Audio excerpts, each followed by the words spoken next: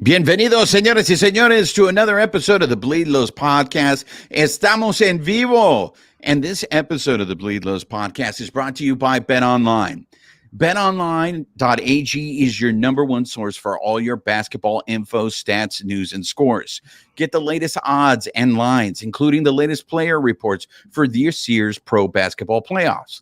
BetOnline is always your sports information headquarters this season, as we have you covered for all your sports wagering needs. Basketball, MLB, NHL, hockey, right to UFC and boxing. BetOnline is the fastest and easiest way to get your betting info, including live betting options and your favorite casino and card games. You can play right from your home. So head to the website today or use your mobile device to get in on the action. Be sure to use your promo code BELIEVE, B-L-A-V-E, to receive your 50% welcome bonus on your first deposit. BetOnline, where the game starts. And here we are, ladies and gentlemen. We are vivo after the Dodgers just went perfect on the homestand. Yes, you heard me right. The Dodgers went 6-0 on this 6-game homestand. As one of our listeners said to me earlier today, they sent me a message saying, no one on your show picked the Dodgers going 6-0. That is very correct, Tom. When we last left you on our last episode, Babyface and I were actually kind of bullish on the Dodgers. We were positive. We were just like, hey, the Dodgers are going to go 4-2 on that homestand. Nowhere did I see them going 6-0. And right from the top, I have to ask you, Babyface, does this homestand say more about the Dodgers, or does it say more about the Cardenales and the Phillies of Philadelphia? I don't know.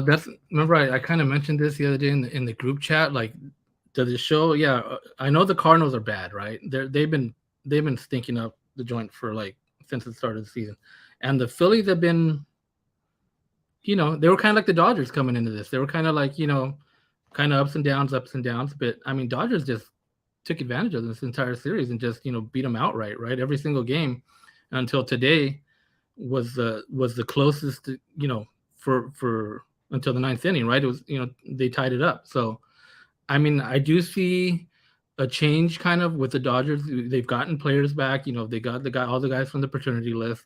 Will Smith is back, which has been huge.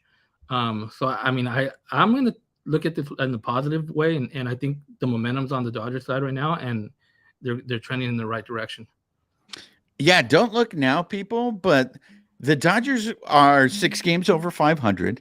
They got in a 1.5-game lead over the Diamondbacks of Arizona. They got a 2-game lead over the ShowPads. I know it's just May. We're just going into May, but we got a big series coming up this weekend, and we're gonna talk about that series with the ShowPads. It's the first time we're gonna see the ShowPads. But for me, in terms of this homestand, you're right. The Cardinals have just been struggling. They're going through it. I was there for Sunday's game, and I have to say that before the Dodgers went into the Phillies series, where they were averaging double digits in runs in every game of that series, I think that series against the Cardinals said more about the Cardenales than it said about the Dodgers. Because aside from that first game, that Friday night game, Saturday, they won 1-0. It took back Kershaw, throwing back the clock for him to win that game. So offensively, the Dodgers didn't show much on Saturday. On Sunday, I was at that game. If it wasn't the Cardinals gift wrapping runs to the Dodgers, I mean, I think they ended up with 5 or 6 walks. And every time the Dodgers got runners on base in that game, they made them pay for it. Not necessarily with hits, but what everybody loves, that phrase that people love, and that they were constructive outs, right? They hit ground balls that drove in runs, which goes to the adage, just put the ball in play and good things will happen. So to me, yes, the Dodgers won all 3 games.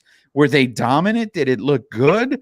I think the pitching looked good in that series, but the offense was kind of iffy. This Philadelphia Phillies series, that to me was a little more encouraging. And I was most encouraged because friend of the carne asada, Miguel Vargas has been struggling up until this point, right? But I feel these last few games, he went 4 for 5 in game 2 against the Phillies, and then he hit a home run in game 3 against the Phillies. So hopefully those are signs that guy is starting to heat up here. What were your takeaway? What was your biggest takeaway from this homestand, Babyface? I mean, actually, today was a good sign, because they were down 5-0 in the third inning, and they came all the way back to take the lead, and then Phillies did end up tying it, but then they end up walking this game off. So that's not something we had seen up to this point, where if they get down, it was usually 2-3 runs, it was pretty much done, right? And today they were down 5 runs, and they found a way to come all the way back and win this game. No, I agree with you. I thought once they went down 5-0, and we're going to get into the debut of Gavin Stone, but once they went down 5-0, I thought, hey, a 5-1 homestand ain't bad. I will take that, even though I had picked the Dodgers to go 4-2. So the fact that the Dodgers came back and won that game, I'm very, very encouraged, considering Aaron Nola is a pretty solid pitcher, and he gave the Phillies the most length that they had in that whole series. He gave them 7 innings. And to my understanding, from all our friends in Philadelphia, the strongest part, probably outside of that lineup, is the bullpen. And it was the bullpen that gave up that game for the Phillies today. I mean, was it not poetic justice seeing Craig Kimbrell come in and pitch the bottom of the 9th?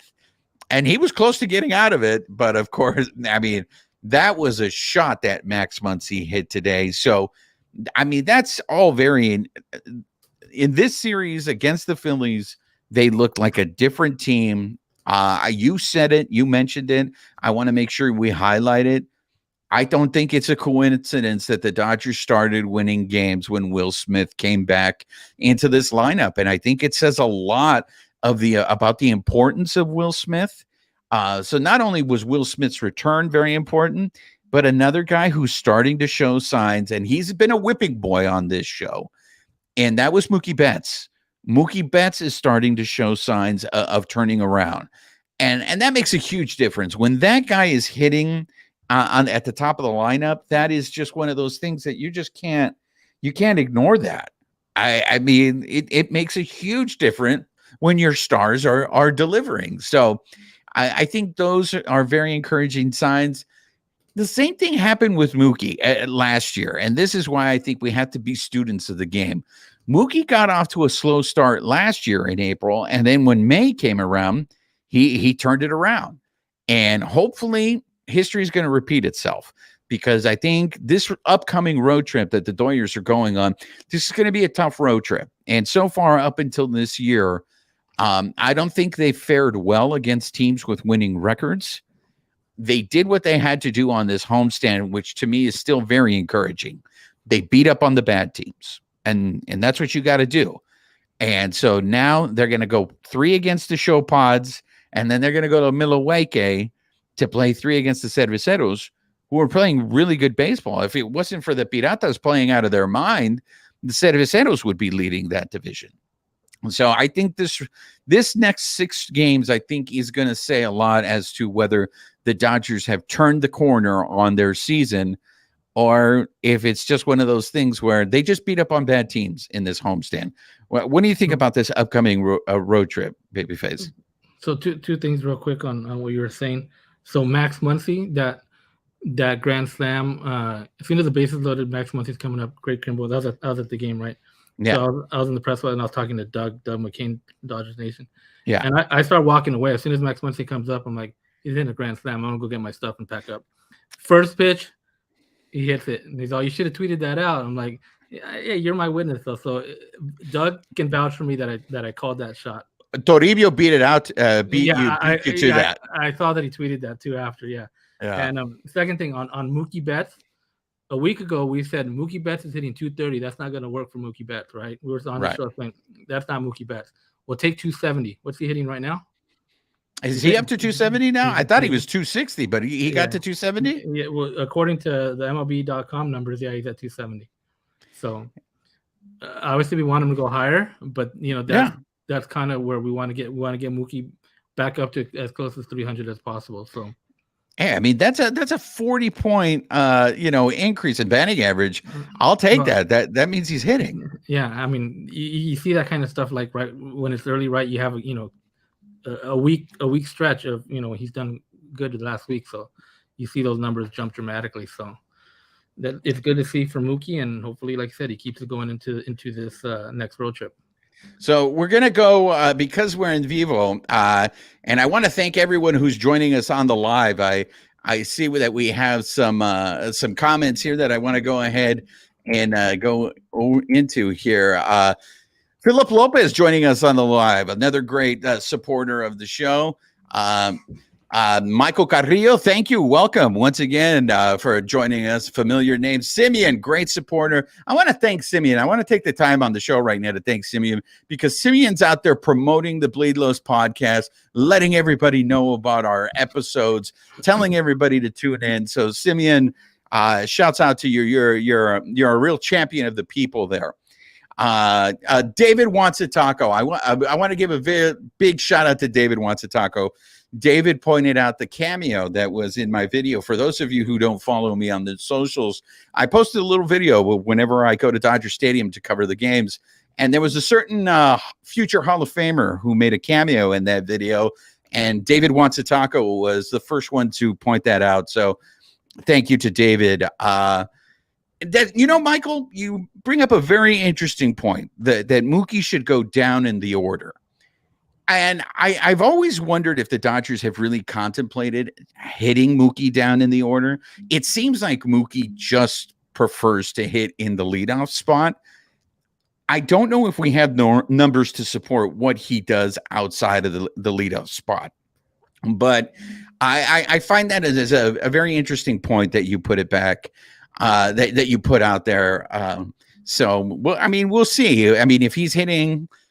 These players are creatures of habits, right? So they're used to hitting in certain spots, and maybe that's what they'll produce. But once again, I want to thank everybody for coming on the live. For those of you who are watching us on the live, if you haven't been subscribed, if you're not subscribed to the show yet, what are you waiting for? You can subscribe to the audio portion of our podcast. You can find us wherever you listen to your favorite podcasts. We have great episodes. Just earlier this week, we dropped an episode with Ron Say. For those of you who are joining us on the show, if you've listened to that episode with Ron Say, let us know what you think about the Dodgers not celebrating the infield this year. I find that very interesting. It's the 50th anniversary of the famous infield of Steve Garvey, Davey Lopes, Bill Russell, and Ron Say.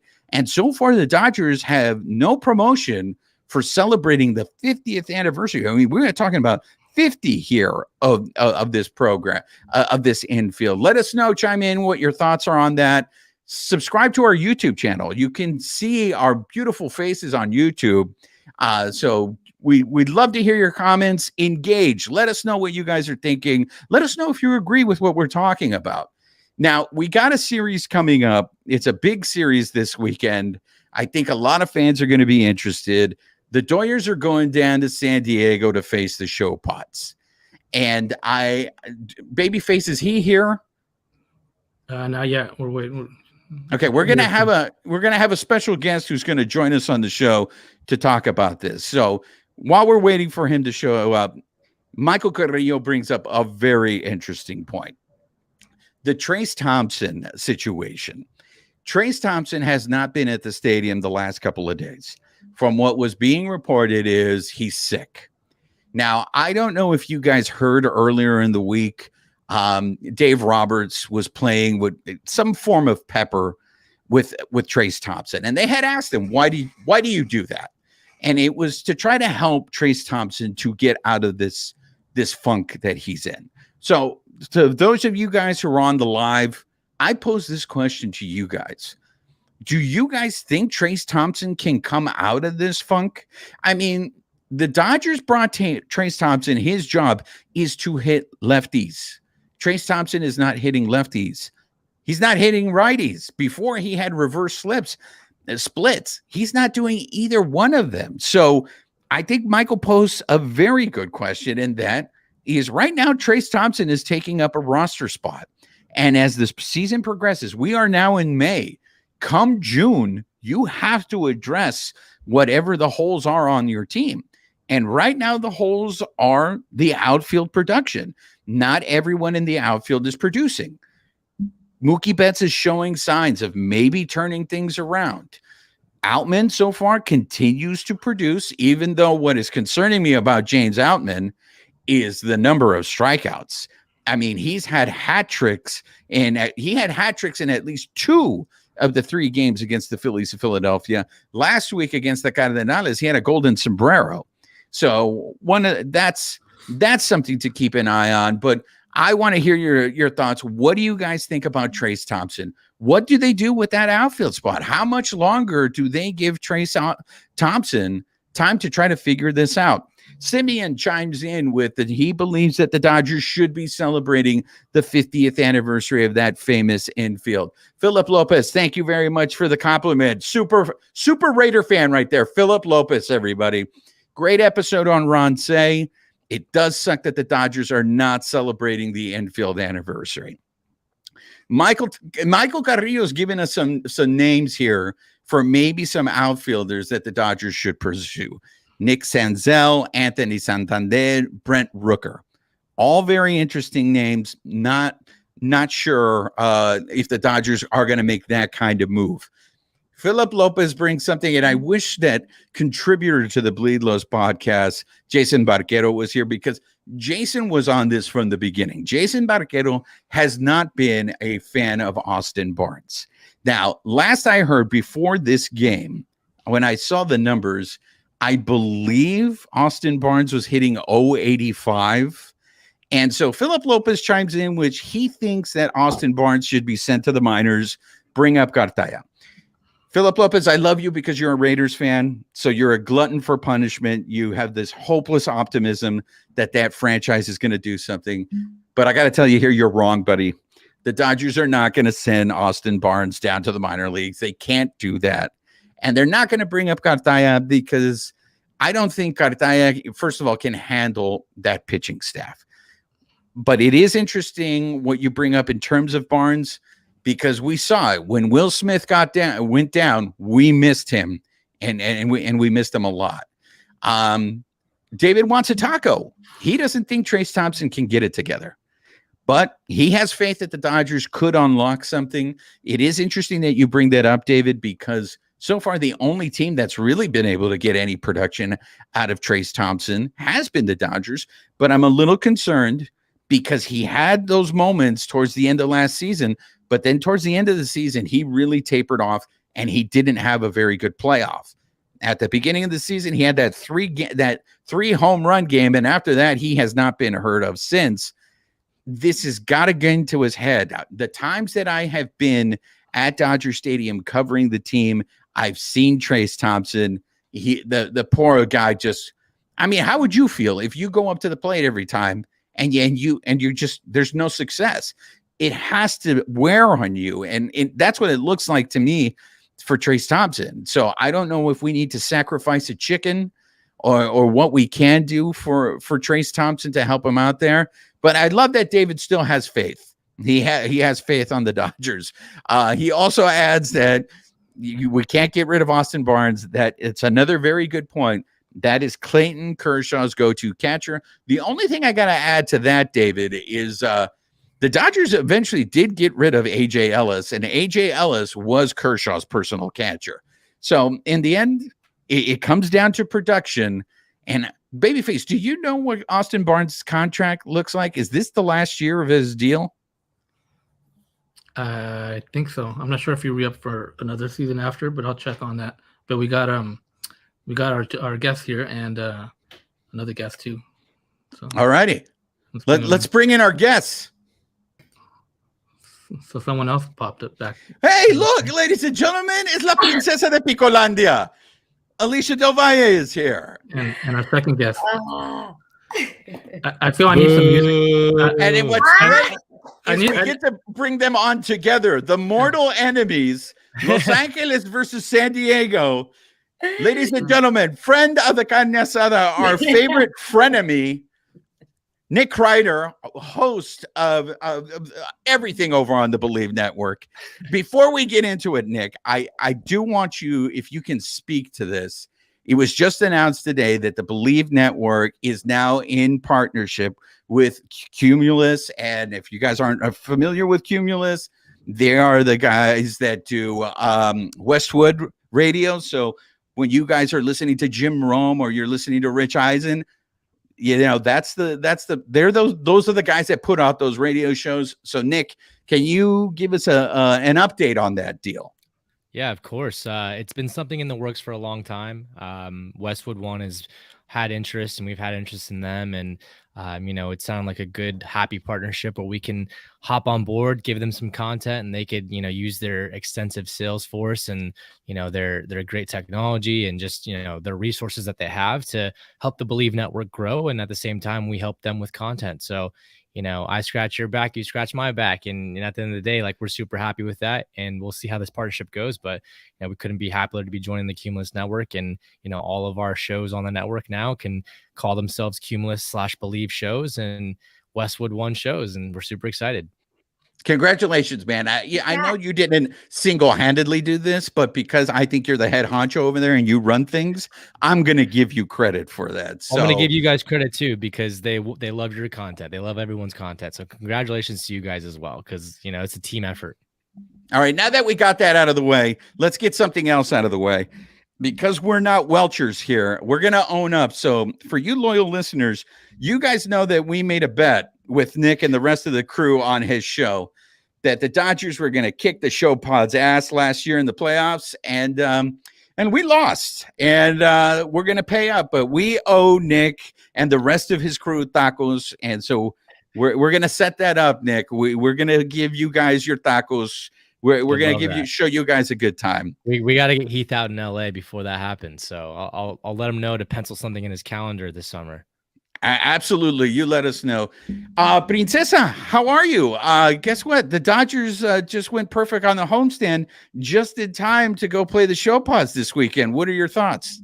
Yeah, and Manny should be all rested and everything for us. So it should be great. He did get rested today, right? It's like he did get rested today, and we didn't need him. Barely. It's like May. How old is he? He like LeBron's older, right? It's his first game off all season. I'm teasing. This is the best time, and I made sure as soon as I heard that Nick was going to be on today. What is the first thing I said, you guys? I'm like, dang it, I owe him tacos. I was like, that's right. That's right. Not forget, we're not sore losers. I'm finally over that shock of the NLDS. So we're going to get you your tacos. We're going to get you your drinks. I couldn't sleep at night not knowing I wasn't going to get those. I just did not see that coming. I was traumatized. I thought about breaking up with the Dodgers. I was like, what's in it for me? Broken hearts. Yeah. But I'm back. The Dodgers, they love you back. I am always. I can't. I talk crazy. That's how crazy you guys made me. But yeah. What do you guys? You guys are in third place. I just think it's going to be very interesting. I wish I could go because the Padres ballpark. It's beautiful. And we always have a good time. And that's where I had a ranch water at a stadium, and these guys brag on me because I like the ranch waters. And I'm like, just wait, they're coming. And now you could get them in Los Angeles. It's a very northern, border thing. So I'm trying to think of positive things to say about the Padres. Can you tell? Like, I'm really trying to be a gracious hostess. We do have really good concessions. We do have got good beer, plenty of beers on draft. Yep. And I've been treated well there.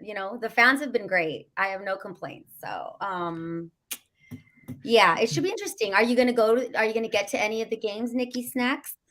Yeah. So, I just got back from San Diego. I'm back in LA now. So I'm not going to go to this series that's in San Diego, but I will be going to the one in LA. I was able to go to the Reds Padres game on Monday night, and Fernando Tatis's home debut, which is amazing. And everyone was very excited, and he did not get booed. No, surprising, right? No, at the end of the day, look, I think when it came out that he got popped for steroids and he had to serve suspension, I think a lot of people were very disappointed.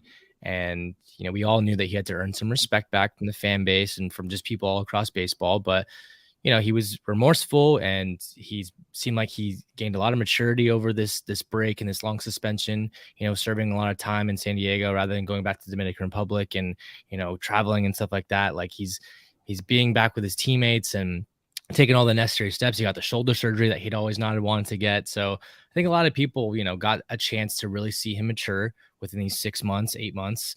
And look, he's come back and he's healthy and his swing looks nice. And, he's playing good right field baseball. That's something that everyone had questions about, and his defense has looked great.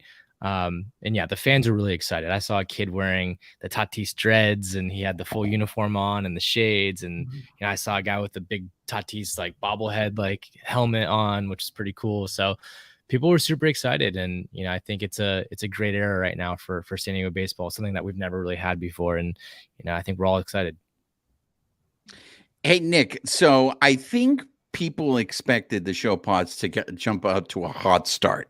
To my understanding, I think last I checked, they're 16-14 right now. 17-15 right now. 17-15. So looking at this team, Nick, what are you seeing early in the season? What is working for them? What is their strength right now?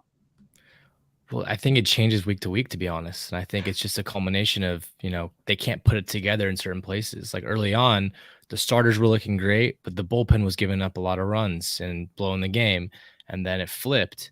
And then, sometimes our pitching would be great and our offense would, fall flat. And right now the offense is playing really good. So, we're on a 7-3 last 10 games, which is nice. And I think the Mexico City series was very nice and good for the confidence for the team, because they were just poking their bats out there and the ball would fly and the high elevation. And, we had ton of home runs that game. But I think really they're just dying for the core four guys to put it together at the same time. I think we're just waiting for all that, because right now, like, Soto's been on fire, but a couple weeks ago he wasn't hitting anything, and Bogarts was the guy. And, obviously we haven't had Tatis that much, and Manny's kind of had a slumpy, April. So it's really just getting productivity out of the entire lineup rather than just, bits and pieces of it. Alicia, did you see any of the Mexico series? Because the ShowPads, I think, have a celebration, and I don't know, are they sticking with it, Nick? So I don't know. Have you seen the videos, Alicia, of them breaking the piñata? I saw them wearing a lot of lucha libre masks while they're celebrating. So, Alicia, my question to you is how is it that the ShowPads have embraced the Mexican culture more than the Dodgers, when the Dodgers have Julio Urias and we're in Los Angeles? I mean, I want to hear your thoughts on this celebration. Are you trying to get me in a combative mood? I mean, it was a great, the Dodgers have been winning too, right? We're solid right now, and I'm in a good mood today. So I'm just going to say it was fun to see. I love baseball, and I love even the Padres celebrating the way they did. I will say that my Nino was over, and he hadn't caught any Padres games. And I don't know why he wasn't aware of the Sherbert uniforms. And he was really thrown off. He's like, "Is that from Mexico?" I said, "No, Nino, that's one of their revolving, like they have a, rotating." Oh, no, don't bring any of that to LA. So it's fine. I know it's great for the youngsters. I'd love to see anyone embrace the game that is baseball. It's a child's game, right? And they certainly embraced it, and it was fun, and it looked like contagious, right? The piñata, so fun. I feel like the Padres walked out with the lucha libre, like they walked onto the field with them, right? Like did they, Nick? Can you confirm that for us? Yeah, so they got gifted those masks from Rey Mysterio, who's from San Diego, and we know who he is. Masks. I know. I'm just saying.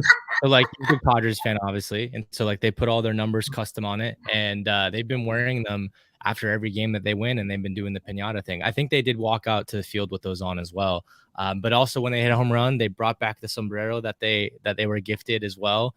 And whoever hits the home run puts on the sombrero and gets to take a Polaroid picture, and it's fun. I like when teams do that. I think right now there's a bunch of teams that have different things, and it's fun. We used to have the big chain. I think that was kind of stupid, honestly. Like Manny Machado brought the chain out, and then nothing ever happened because the bats fell dead. And the Polaroid's a cool thing. They have like a wall of Polaroids that Joe Musgrove, put together, but the sombrero's That's nice. cute. I like it.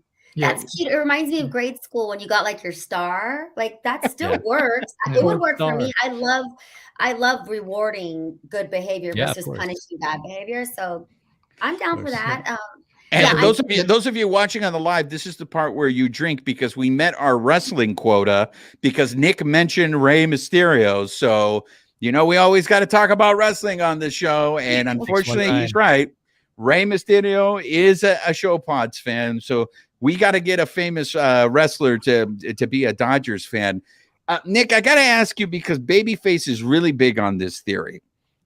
To me, when I see the ShowPod celebrating like that, wearing the lucha masks, wearing the hats, they look like they're loose.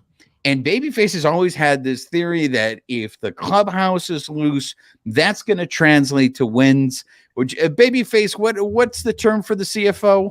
For those of us watching who don't know what a CFO is, Chief Fun Officer. So, do you subscribe to that theory? Is that part of the success that the ShowPods have? Is that they have a loose bunch over there? We've got a different term over at the Charity Stripe called the CVO, the Cheap Vibes Officer. It's all about the vibes. So the CVO. But yeah, I completely agree. I think, Heath has mentioned it a bunch of times. My co-host, Heath Bell, back in the day when when he was in the Padres, the bullpen had like the Yoda backpack and like, they were always having fun playing games with each other and stuff and, going out and seeing shows together. And that's kind of last year we were slumping and he kept saying, he's like, look, these guys need to go out and have a good time. They need to take a day off. They need to take a breath and go to the Bad Bunny concert together. That's at Petco Park or something like that. And I'm literally seeing every single video that they post on the Padres social media after they win and they're dancing and, hitting the piñata and putting their masks on and having a lot of fun. And I agree with that. Cause look, you want to play with guys that you enjoy spending time with and that creates a camaraderie and a great team environment. And you kind of pick up the slack for the guys that, let down a little bit. So I'm all about that. I think that's a great call, Babyface. So who was that for the Dodgers? I don't think we have one. I don't think we have one. I give them credit. I mean, for too many stiff white boys. Exactly. I mean, the Padres are having fun. They're loose. They got the mariachi hat now. Like they're doing all this different stuff, right, to keep it loose. You see it with other teams too. I think the Angels. What is that? They have like a samurai helmet or what is that now? Yeah, I believe what you're calling that's cultural appropriation. What the Angels are doing, but yeah, by all means, let's celebrate that. If they have a samurai helmet, then we're good, right? Well, and still have the rally monkey. So I mean, and when you look at the Dodgers, like okay, the Dodgers are playing better, but what do the Dodgers have? They have a keep on trucking. And we also do the breaststroke or I don't know what the that butterfly. Is. We do the butterfly. I mean, come on. I mean, even last year, I guess even that was a little better. But I mean, the keep on trucking kind of to me is kind of like really like that's the best you can do. But it does not resonate with the Dodger fans, that's for sure. Well, what I think is going to be really interesting is the Dodgers going down to San Diego this weekend. That stadium is going to be packed. And in the past, you saw a lot of blue. Nick, confirm to me, are we going to see any blue there? Because it sounds like you think the ShowPod fans will sell their tickets to make money to Dodger fan? Well, look, you don't think it's completely changed now? Because I think you guys are like on pay. You guys are second in attendance in all of Major League Baseball, right? 10 sellouts so far this season, which is great. The game that I went to was awesome, super packed. I didn't see any red. I mean, obviously, there's not as many Reds fans out there as there are Dodgers fans, especially in Southern California. But you're still going to see your Dodgers fans. I mean, there's people that went out and got their tickets a long time ago. I mean, on StubHub and on TickPick and SeatGeek, wherever you want to get your tickets from, like there's still a lot of tickets out there. And you guys travel super well. It's always one thing that, I've always been super impressed with is how well Dodgers fans travel. And they're going to find their way to get their tickets there. I even saw a Dodgers fan at the game on Monday wearing Dodgers gear at a Reds Padres game. Like, why aren't you watching your own game? It's also fight weekend and it's Cinco de Drinko. So there's a lot to celebrate this weekend. I really wanted to get to one of the games. how do you think it's going to go, Nick? How do you think the Dodgers and the Padres will fare this weekend? Well, we got a 4-game series, so I mean, I'm not gonna think any team's gonna get swept here. You know, it's not gonna start like last season did, because I think we've evened the playing field a little bit. But I mean, I think I would go for a split here at 2-2. I think both teams are in a very interesting position where they started off slow. You know, they're not, you know, getting as much productivity as they like to, although both teams have started to figure it out. You know, the Diamondbacks have taken a step back, and I think we're both trying to find a way to take control of the division. You guys are coming off a great series against Philly, so and same with us against the Reds, and before that the Giants. So I look for a 2-2 split here. It's only a 3-game set, Nick. Oh, it is. Okay. Yeah. Well then, so I can't have you cop out. You have to pick a winner. Yeah, 2-1 Padres. 2-1 Padres. Sorry, I thought it was 4 games for some reason. Not this time around. It's going to be 3. You know, I'm going to leave you with this, Nick, before we let you go. What is your biggest concern? What are the holes that you think they're going to have to address? And do they have anything left for trade wise to try to plug those holes? So I think for me, a lot of it is pitching. We need a front of the rotation guy. I mean, Yu Darvish is great. Joe Musgrove, great. Snell, you know, every now and then he throws a good game, but he doesn't last long. And, you know, he ends up giving it up to the bullpen, and our bullpen, you know, gets super tired because they've been pitching so much. So we got Seth Lugo and Michael Wacha. I mean, there's a lot of depth there, but we need a true ace. We need a guy that can just shut people down, you know, a front line guy that you're going to throw out there in game 1 of the World Series, game 1 of the NLCS, you know, that type of guy. And what do we have to give up? I mean, there's a couple prospects that are still available. Jackson Merrill's one of them. He's a shortstop. And as you know, we've got about 20 shortstops on our active roster already. So maybe there's not a place for him to play, but you know, he's a top 25 prospect in baseball. And I think a lot of people would keep their eye on him. I'd look at teams, you know, before the season started, and I thought maybe Corbin Burns would be available, but you know, they're playing pretty good baseball, the Brewers. So I don't necessarily know they're going to be sellers. We'd have to see if they take a step back, but you know, there are some teams out there. Maybe the Twins, you know, are interested in Sonny Gray. I don't know if he's necessarily a guy that is going to be, you know, a true number 1, but you know, I think everyone has their eye on the same guy at the end of the day. You've read all the reports. I've read all the reports. Same people are interested. The Yankees, the Padres, Dodgers, you know, we're all interested in Ohtani. And if he keeps up this pace, you know, he could win the AL Cy Young and end up being on a different team. You know, I don't know who it's going to be, but I guarantee you we're going to make a serious offer, because with the struggles that Juan Soto has had, maybe we don't want to invest in Juan Soto after he's a free agent or when he becomes a free agent. You know, maybe we want to just give that money to Ohtani and get 2 players in one, you know, address the big need in pitching and address a hitting need, and not let him go to free agency. Mind you, we did extend Yu Darvish to a 7-year deal, right? Making him basically a Padre for the rest of his career. And who did Ohtani grow up idolizing? Yu Darvish. So it's definitely a strategic play that they made there. We're just going to end up who gets the better offer. You know what I mean? So that's going to be a guy to really keep your eye on. I think, you know, we already knew that's going to be the case, but there's going to be an offer made for sure. He's not going to be an Angel by the end of the season. So I'm glad that Alicia's not wearing a hat, because she'd be throwing it at the computer, right? But all this talk about Ohtani, okay, and Nick is holding up an Ohtani pillow here. I have this theory, and I think maybe Babyface agrees with it, but I think Alicia is just going to get very upset when I say this. Are you guys playing the Ohtani card because you guys are going to steal Julio Urias from us in the offseason? That'd be cool too. I wouldn't mind that. I doubt it though. I really think that they're interested in this guy, because when he was coming over from Japan, I think us and the Angels were his top 2 teams. It came down to us 2, and it came down to the fact that we didn't have a DH.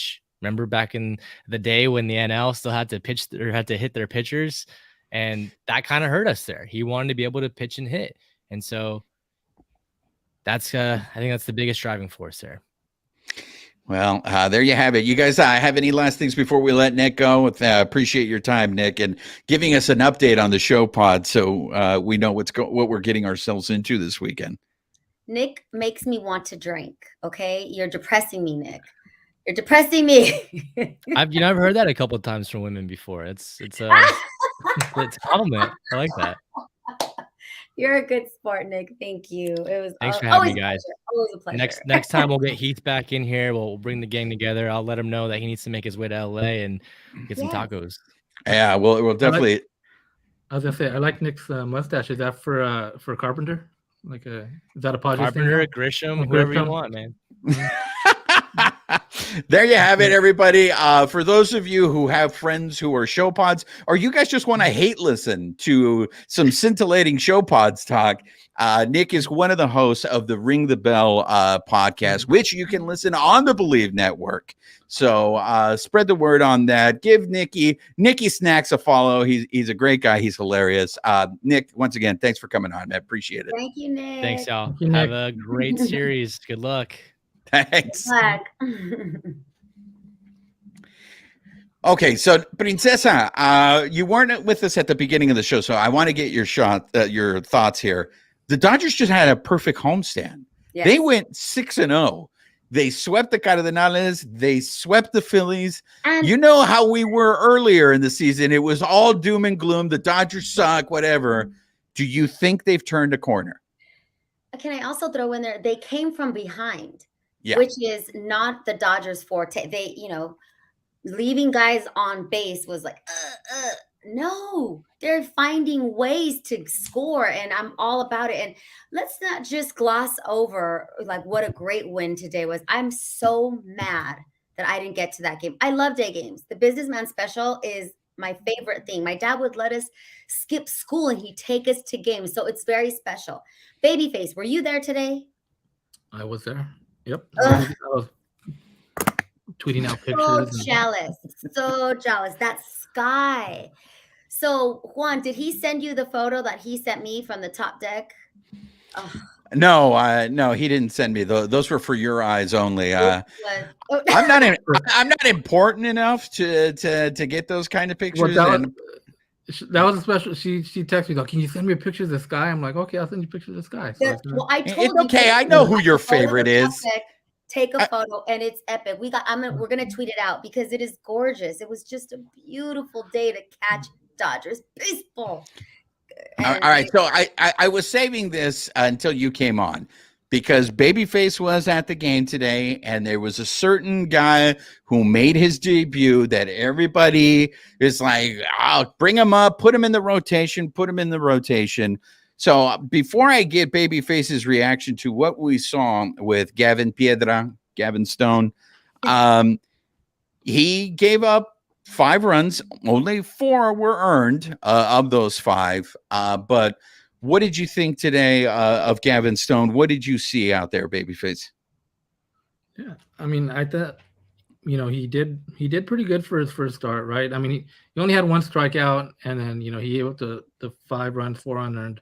But I think that first inning was pretty telling because there was a couple of plays behind him. Vargas on a blooper, he couldn't get to it, and it just landed fair. And then there was an error on Muncy, so it got pretty dicey in that first inning. And he came out of it only giving up 1 run. I mean, he could have gave up 2, 3, and really gotten behind right there. And he figured out a way to get out of it. Like I said, even after those bad plays behind him. And then I think it's the 3rd inning where they got him a little bit. They scored the other runs in that inning. But overall, I mean, I'd like to see more strikeouts. They weren't chasing his changeup, which was pretty big. That was a pretty big deal. Like that's what it's a pretty big pitch right there, right? So they weren't chasing that. So I think it's a good, decent start, and we'll see now what they do for next week. I mean, I think there's a chance that they pitch him again in Milwaukee, so we'll have to wait and see. So are they just not going to pitch Thor? Is he just done, or what's going to happen? Put a pin in that, Alicia, because I want to get to that. I want to get to that because this move. But I want to finish up on Gavin Stone. But I think you bring up a very interesting point, Alicia. Go ahead, Babyface. No, I think they brought up Stone because they wanted to set up the rotation for the San Diego series. So they got Kershaw going on Friday. Then they have May on Saturday, and then Julio on Sunday. So I think they wanted to go in there with the 3 best horses into that series. I know it's May. I know these games are early, but I think the Dodgers want to go in there giving it their best shot because they know what happened, right? We all know what happened in an LTS, and I know it's not the same thing, but I think they want to walk away winning this series and go, hey, you know what? we should have won that series, right? And, and we wanted a little bit of redemption, and I think so. They're setting their rotation up as best they can, and like I said, if they come back with Stone again next week, they'll have that rotation again for next weekend series. So we'll see what they do. So Thor's gonna go in. Thor and Catman will go in the next series in Milwaukee. Okay, so I should have asked Nikki Snacks this one. We had him when I brought up briefly how they're resting Manny. Are the Dodgers resting Freddie? Are the Dodgers resting Mookie? I mean, why are they? Are we in the NBA? Like, why do we need to rest players in the first weekend of May? I don't get that. Are there injuries? What's it called? Time management? What do they call it? Load management. Load management. But what number are we on out of 162? I mean, I want to acknowledge Michael Carrillo's comment in terms that, Stone, it was his first major league start. He got rattled. He showed some positives. I want this just to be clear to every Dodger fan. I think what we saw there today was clearly a sign that Gavin Stone is not ready. So can we please stop with Gavin Stone needs to be in the rotation? Gavin Stone still needs a lot of time. I want to remind everyone, when Clayton Kershaw first came up, he had issues with his control. That's what it looked like today with Gavin Stone. He had issues with his control, and like Babyface said, they weren't chasing the changeup, and that's his best pitch. So I would much rather see Gavin Stone in AAA working, getting better, and dominating than being up at the major league level at this point, because we still have some depths. That's what I wanted to say about Gavin Stone. To Alicia's point about Thor, and specifically the Dodgers going out of their way to set up these pitching matchups, this is something I don't agree with. I don't agree with them, because now they're going to see the Dodgers' best pitchers twice. They're going to see them this weekend, and then they're going to see them again the following weekend. If we get the ShowPads again in the playoffs, the more you see these pitchers, the more you get used to them, and the more I think they become hittable. So the fact that the Dodgers are going out of their way in the regular season seems to go totally against what the Dodgers normally do. That being said, also, I think they're hiding Thor. They don't want Thor to pitch in San Diego. They don't want Thor. That if I was the Dodgers, as we've talked about this in previous shows, Thor has pitched better at Dodger Stadium than he has on the road. Now, they have to pitch him in Milwaukee. They can't hide him, because you still need to have these pitchers go through the rotation. But I think they're hiding Thor. Alicia, what do you think on the fact that the Dodgers are throwing their best pitchers at them? What's going to happen if the ShowPads beat our best pitchers and we lose the series 2-1? Okay, first of all, bite your tongue. Don't even put that in the universe. Okay, we're not going to. I do love that. Explains what the Dodgers game plan is, right? I like your rotation theory. Thank you for explaining that to me, Babyface. That also explains why the Padres are resting their stars, right? Xander got a day off. Then I forget which out of the foursome got a day off. And then today, Manny got the day off, all in preparation for the Dodgers heading down to LA in the South, or South LA. What do you guys call it? Sorry, I need to eat. I think this is a bigger deal than both teams want to admit. And so if that is why they're not going to allow Thor to pitch, I get it. And we had a comment here about from Michael Carrillo, Thor is getting traded. That could be true, but right now he's still on the roster and he's still in the rotation. So I was just, when I blurted that out, I was wondering when I heard Gavin Stone was coming up. And I've heard a lot of talking heads, and you guys tell me if I'm wrong, a lot of Dodger experts or media, Dodger media, were excited to have Gavin Stone come up. It didn't go as planned. And so I was wondering if that means Thor was coming back in. But thankfully, you guys explained it to me how he's still going to be pitched in Milwaukee. How do you say? Milwaukee.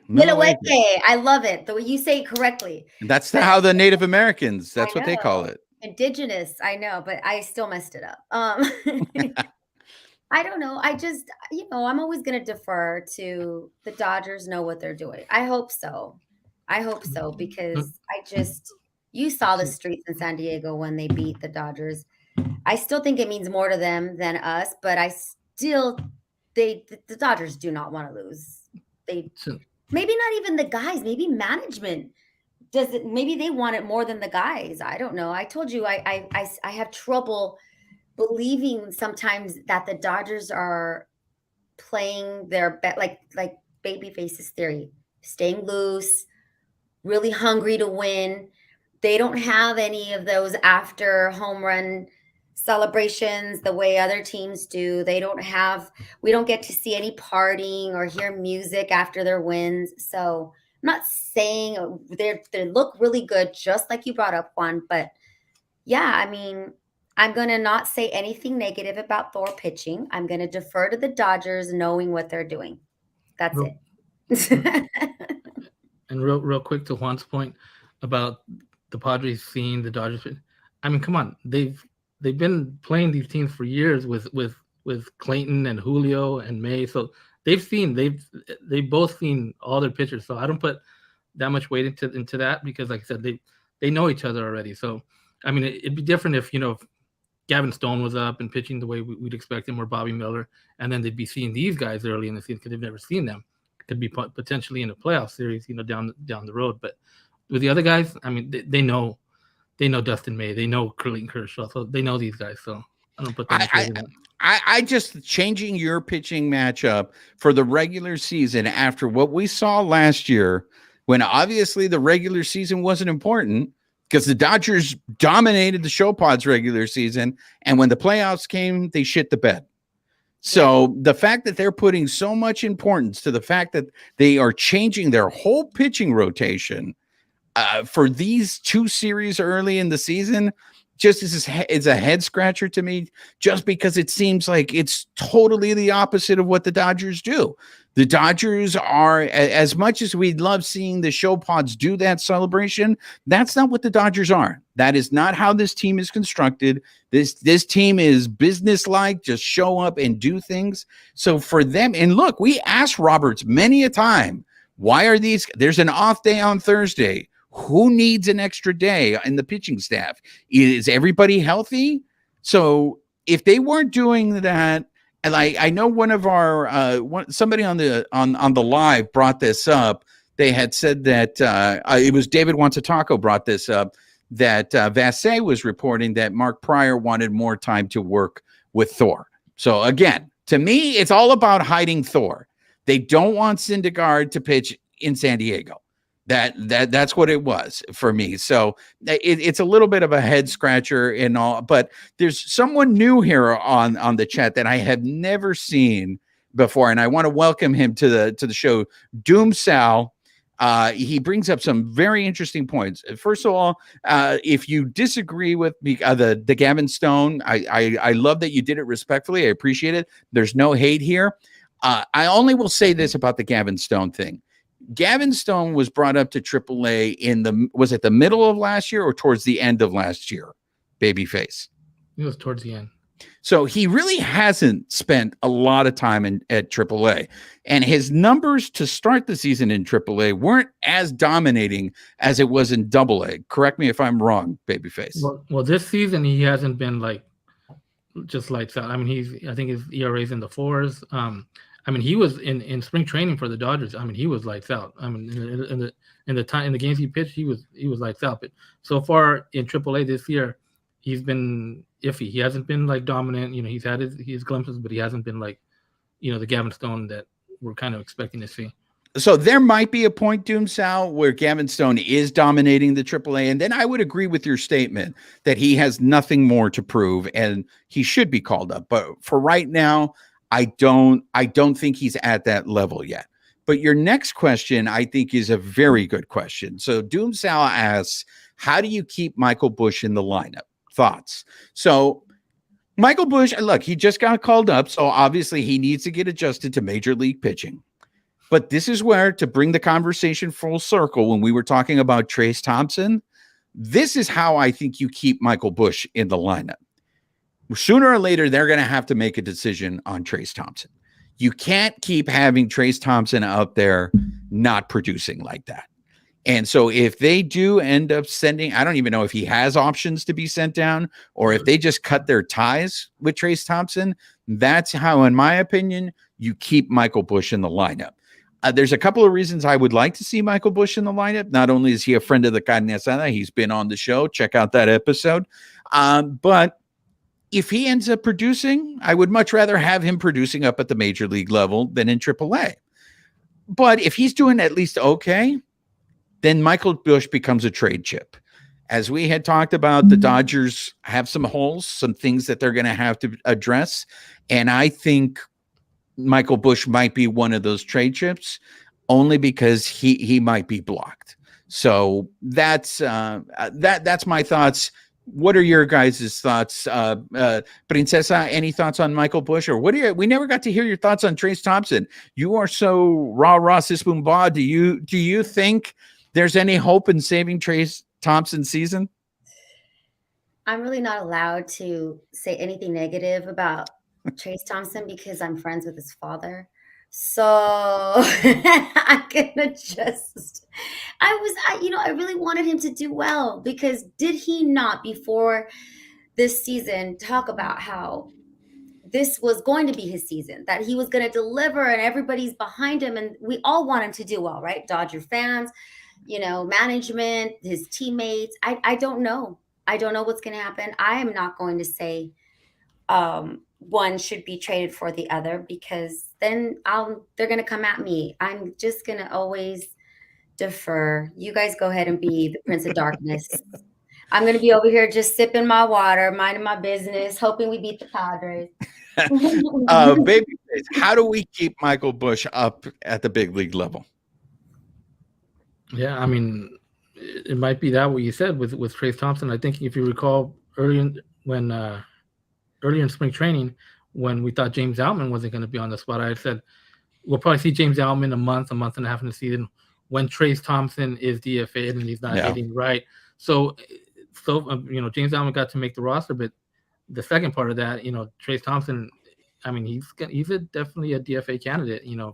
He hasn't, he said he was going to do better against lefties. He still hasn't done that, So I don't really know what they can do with him. He was actually supposed to play today, but he was sick. He's been sick the last couple of 2 days, so he wasn't in the lineup. But I mean, I don't know. I don't know how much leash they're going to give him because so far it's not been great. Look, as I mentioned earlier in the show, the times that I've been in the clubhouse and I've seen that guy, I feel for him because he totally looks like, he's going through hell. And I can't imagine what it must feel like. This is your job and you're not performing and everyone in the world is looking at you and you have a short leash. And and plus not playing every day.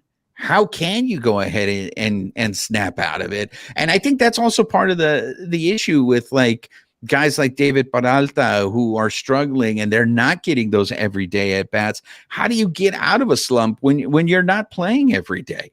Isn't that one of the major complaints about the way the Dodgers run? Like they defer to analytics, right? They defer to the numbers, the robots, the geeks upstairs. So not actually the people on the field. That's a whole other show.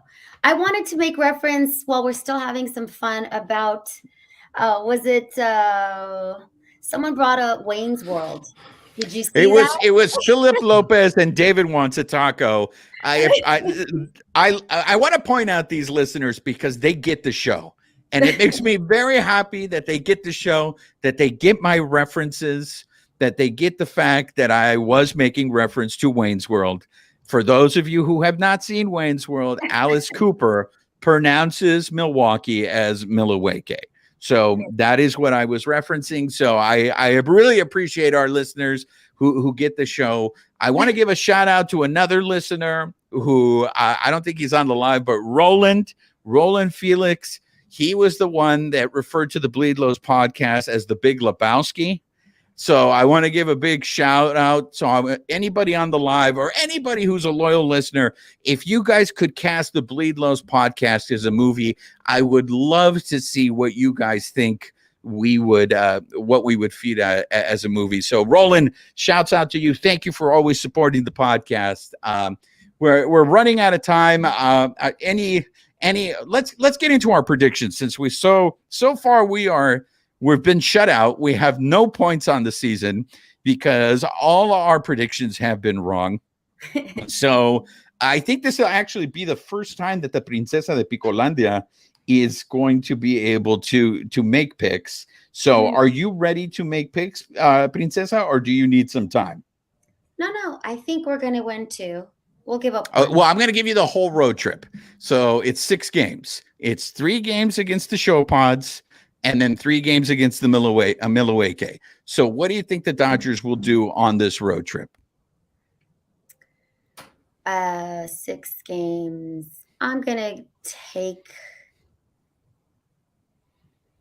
I want to be ambitious and say 5-1, but I'm going to be safe and say 4-2. All right. So Michael Carrillo agrees with you. Michael puts in, and yeah, those of you who are on the live, put in your predictions because you are a part of let me explain this to everybody. So we have a season-long competition where we make predictions on homestands and road trips. And at the end of the year, we will pick a winner. And last year, we had co-champions. It was Alonso and La Princesa tied. So they won it. But I thought I won. You didn't. You're the biggest sore loser on here. I mean, you always find an excuse. Every time you lose, you always... I remember winning something. What did I win? You're so like the whole world screws you over according to you. We lost because every week you pick the Dodgers to go 6-0, and then you would get mad because they didn't. Thank you, Simeon. You would usually curse them. That's why. Keep the Padres. Okay, so all right, we're getting the everyone chiming.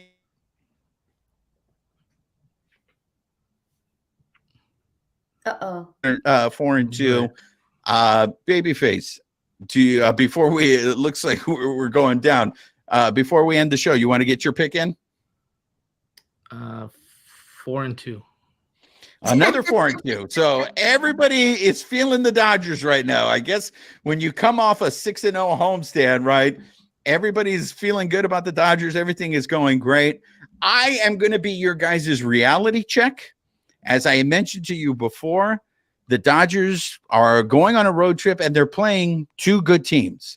And so far this year, the Dodgers have not fared well against teams with winning records, i.e. the Piratas of Pittsburgh. David Wants a Taco agrees with me. David Wants a Taco is going Tressie Tress, and I am going to go Tressie Tress. So we will get Alonso's pick later. So I want to thank everybody who joined us on the live. I really love interacting with all you guys. I love your guys' your opinions. Love hearing about you guys. If you guys haven't subscribed yet to the podcast, make sure you subscribe. You can find us wherever you listen to your favorite podcast. Help us spread the word. Let people know if they're Dodger fans, if they're baseball fans. I mean, we talk about everything on this show. I mean, we talk about wrestling. I mean, the Princesa de Picolandia, we actually started getting her into wrestling. So let people know. Also, subscribe to our YouTube channel. Because you can see all our episodes on there. And then also, Philip Lopez let me know that Spotify has a video component, Babyface. So maybe we can find a way to load our episodes. So for those Spotify listeners, you guys can actually watch the podcast. Cool. So yo ha sido su servidor, Juan Ramírez, de parte de mis colegas Alicia Del Valle and Babyface. Nos vemos para la próxima. This episode of the Bleed Lows podcast has been brought to you by betonline.ag, where the game starts. Nos vemos.